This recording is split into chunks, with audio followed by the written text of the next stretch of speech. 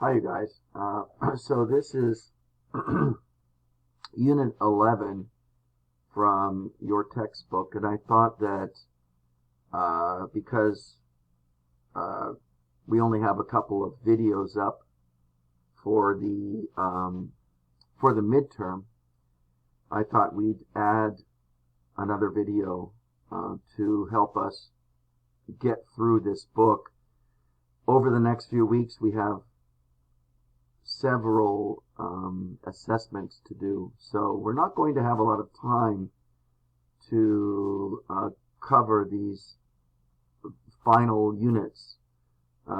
So anyway, we'll do much of Unit 11, and I will upload the video onto the this week, which is actually on the day of the 14th of May. So the title is Honesty is the Best Policy. You see a picture of a man, a fisherman, and he's at the claims department. He's trying to, what's he trying to do there? And what do you think he's attempting to do at the insurance claims department? See if you can figure that one out. So who's in the picture? Who is lying? Is it the father or is it the children? Okay, so anyway, it's kind of a funny picture. Some of the key concepts are policies. These are words that you need to know if you're really interested in furthering your English language study. Policies protect against. So your insurance protects you against something. For example, against the high cost of medical care. If you don't have medical insurance, then and you have a problem, you get sick or something, it can cost you so much money, especially in the United States, where medical care and hospitalization and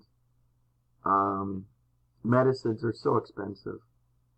So protects against fire, accident, and theft. For example, policyholders, the holder of a policy, an insurance policy, premium. And what does that mean? Cover against, claim, make a claim, receive a compensation for a loss or damage. Okay. Now this is page 94 we're looking at. What insurance do you or your family have? What insurance do you have to have by law? So you might want to think about that one for a minute. It varies from country to country. But what kind of insurance you're supposed to have? What kind of insurance does your school offer you if you work at a school? What kind of insurance do you have if you work for a company? I'm not sure how it works in Korea. I know working at the university, I do have medical insurance, and it really has helped me to save money because I have been hospitalized for something, an infection. So actually you can see it on my hand, but you've probably seen it on my hand before. Okay, so at the bottom of page 94, there's an exercise. It's a problem. Complete the insurance claims below with the following words. So you should do this one. Complete the insurance. So there was an accident in the factory and two people were. Well, if there's an accident, two people might be what? Is it stolen, lost, destroyed, damaged, or injured? So do those on your own. See if you can do them. Again, when I prepare you for your written exam or your multiple choice, I'll make sure that you have all the answers so that you know what word to write in the correct space. Now, there's a listening exercise here. This is Irene. She's an underwriter at the insurance company Green Shield. and she explains how an insurance company is structured. Listen to part 1 and match the job activities A through F with the people who perform them 1 through 3. Okay, so I'm going to be the audio. I'll just do the reading here. So this is the listening from page 95. The interviewer, can you explain how an insurance company is structured? Irene, well, we have 3 main departments: life products, commercial insurance, and private insurance. Each department has a manager who is in charge of the staff and takes care of general administration. Each department also has clerical staff who answer the phone and deal with online applications and claims. They handle most applications and claims, but when there are special cases, they bring them to the underwriters who are experts on the products handled by that department. When there is a question about an application for insurance cover, the underwriters make the decision to accept or decline the risk. Interviewer, what do you mean by special cases? He asks. Irene, well, for example, if someone is applying for insurance on the application form, we ask the question, have you made any previous claims in the last 4 years? When someone has made 3 claims or more in a 4-year period, we see that person as high risk, and we don't really want to offer them cover. But there may be cases where we can review the situation. For example, a customer who made several claims for theft lived in an area of high crime, but perhaps he has now moved to a new address in a district with less crime. So we can review his case. Sometimes we agree to accept the risk, but with special terms and conditions. We may quote a higher premium or offer only limited cover. Okay. All right. Let's go back to the textbook. So listen to part 2 and answer the questions you just did. Now you can look at the back of the book and read it yourself, and that can help you with answering the questions. All of the dialogues are in the back of the book, so you can check your answers there. Insurance fraud. What is insurance fraud? Many people make fraudulent claims on their insurance. Which of the following actions can be described as fraud? So fraud is not true. It's a fake claim. Something that's fraudulent is fake. It's not real. Okay? So 1, being honest about the value of your financial losses. 2, making a dishonest claim for an injury you don't have. So that would be an example of a fraudulent claim, wouldn't it? Lying about how much cash was in the wallet you lost. 4, telling the truth about the cost of a car that was stolen. 5, claiming that the repair cost was more expensive than it really was. Is that fraud? 6, making a legitimate claim for items destroyed by fire. So some of these are real claims, some of these are fake claims. Okay, the next page. Read the article and answer the questions. So there's an article here. I'm not going to read it. You can read it yourself. And you can do these exercises yourself, numbers 1 and 2. Okay, vocabulary. Right. So you should know this vocabulary. And this is on page 97.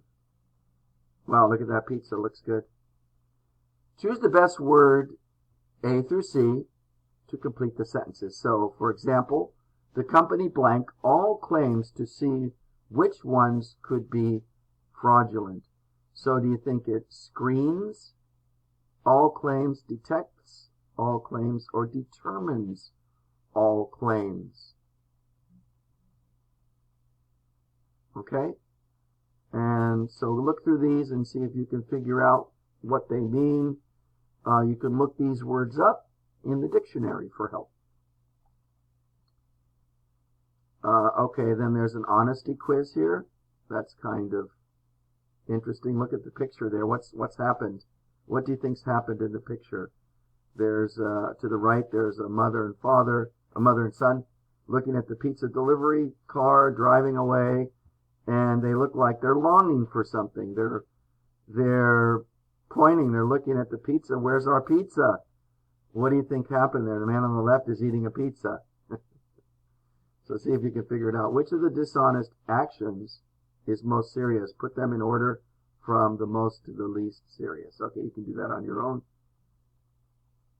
So this is a grammar issue now, passives. Look at the examples of active and passive sentences. Choose the best alternatives in italics in the rules below.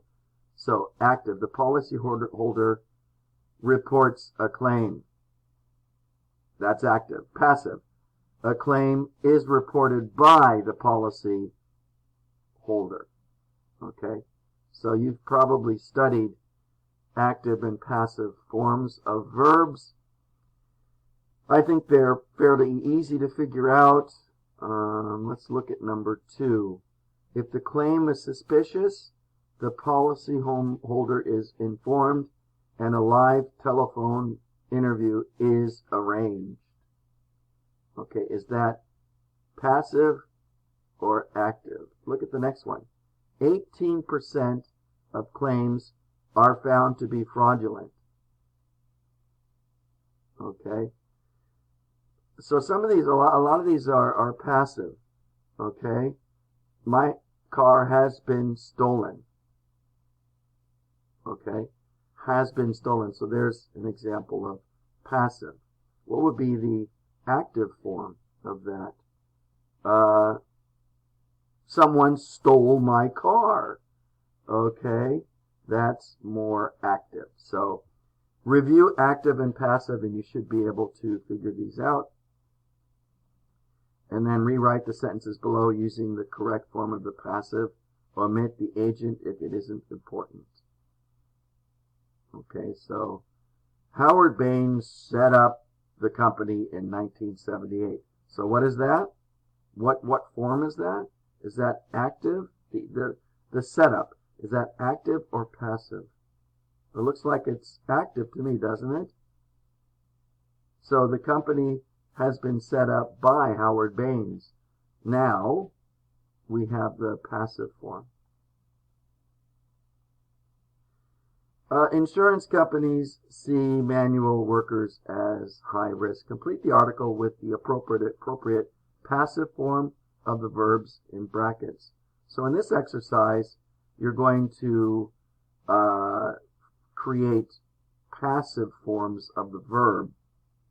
The verbs, like for example, charge. How would you turn that into the passive form?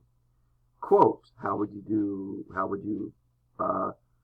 create a passive verb structure there? Okay, now here, of course, all of these are important. Everything we're going over is important. Here we have how to express arguments, how to be argumentative, or express an argument rather. Okay, so look at that. Look at the examples. In business, as in other areas of life, we often have to make difficult decisions. The best way to decide is to look at all the arguments for and against, and to see which is the strongest argument. The following phrases are useful for putting forward arguments and responding. So someone says something, and you disagree with their details, the facts, or the problems with the facts that they present. Then you can come back with, well, the fact is blank, so blank. The fact is, so, the fact is there aren't any real concerns. So we don't really have to make any changes. So my view is this. Okay, so anyway, a good way to do this will be to listen to Irene J.